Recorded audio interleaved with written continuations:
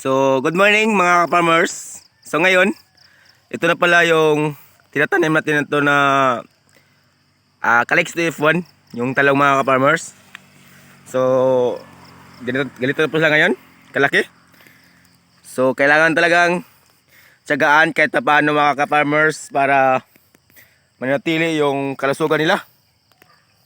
So, sa ngayon, ganito kaliit yung pasensya natin para mapatuloy yung pagtrabaho natin mga farmers.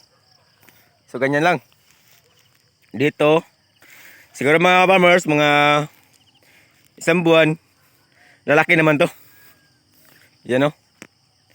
So dito na area, ay nagawa pa rin tayo ng pamamaraan sa pagtrabaho para magkakaroon po siya ng income kahit papano. So dito na part mga ka-farmers ay taniman po natin ng sili. Mag-start naman tayo pagtanim ng sili mga farmers.